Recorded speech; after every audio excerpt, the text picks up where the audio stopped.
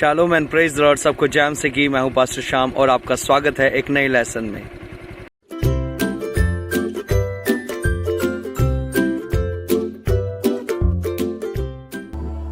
नूह की वंशावली आगे बढ़ती है और नूह की वंशावली के साथ जो उस समय के लोग हैं उन्होंने एक बहुत बेहतरीन काम सीखा और वो काम था ईंटों को बनाना। और वो लोग ईंटों को बहुत ही अच्छे तरीके से बनाते थे, मिट्टी को गूंथकर और उसके बाद में उनको डाइयों में डालकर और बड़े अच्छे तरीके से मिट्टी से ईंटों को बनाते थे। और जब वो ईंटों को बनाते थे तो उसके साथ वो लोग उसको बहुत अच्छे तरीके से बनाकर, बहुत अच्छे तरीके से उनको सजाकर और सजाने के बाद, बनाने के बाद वो लोग क्या करते थे, इन ईंटों को बहुत ही अच्छे तरीके से आग में पकाकर और उनको मजबूत करते थे।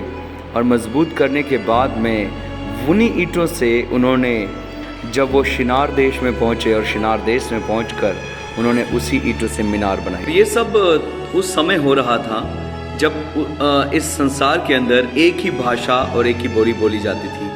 तब लोग चलते चलते शिनार देश में पहुँचे, उस मैदान में पहुँचे जहाँ पर आप देख सकते हैं दानियल के अध्याय 1 में, जहाँ पर राजा ने एक मूर्ति बनवाई थी सोने की, जिसको दंडवत करवाने के लिए लोगों को कहा था कि इसको दंडवत करना। जब जब तुम्हें बांसुरी, जब जब बाजे और जब जब बहुत सारे म्यूज़िक इंस्ट्रूमेंट्स सुनाई दें तो इसको झुककर आपने दंडवत करना है। ये वही देश था। और जो लोग थे उस समय उस देश में पहुँचे और उन्होंने जाकर वहाँ पर ईंटों को बनाया और जाकर एक गुम्मट की तैयारी में लग गए। और उस गुम्मट के जो बनाने का जो मेन मकसद था उनका ये था कि ऐसा ना हो कि हम पूरे संसार में भर जाएं और खो जाएं। और दूसरी बात, वो बराबरी कर रहे थे परमेश्वर की, बराबरी कर रहे थे परमेश्वर के वचन की। आप ध्यान से पढ़े 11वां अध्याय उसके 3 और 4 वचन में कहते हैं कि आओ हम ये कार्य करें, आओ हम ये काम करें।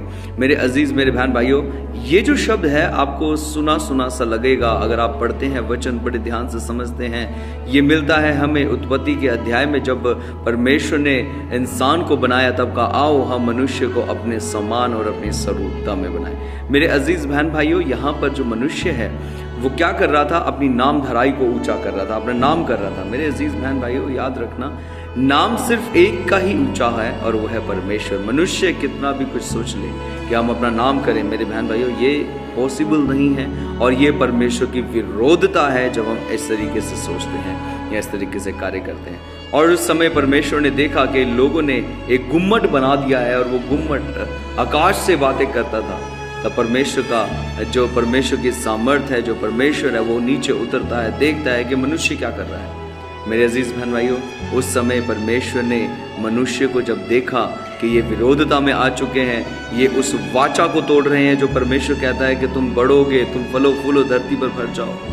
और दूसरी बात, इन्होंने संदेह किया परमेश्वर के उस वादे पर जो परमेश्वर ने धनुष के द्वारा दिखाया था, आकाश के ऊपर, आकाश के अंदर दिखाकर कि देखो ये धनुष, ये निशानी है कि मैं मनुष्य को जो है जल प्रलय से नष्ट नहीं करूंगा। लेकिन मनुष्य जो है फिर से तैयार कर रहा था अपने लिए गुम्मट, ताकि उसको डर था कि कहीं दोबारा जल प्रलय ना आ जाए।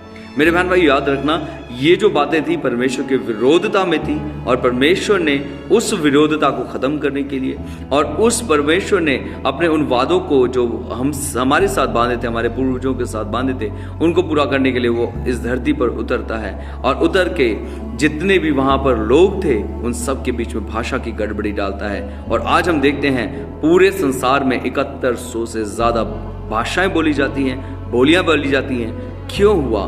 क्योंकि मेरे बहन भाइयों, मनुष्य नहीं चाहता था कि वो परमेश्वर की योजना को पूरा करे।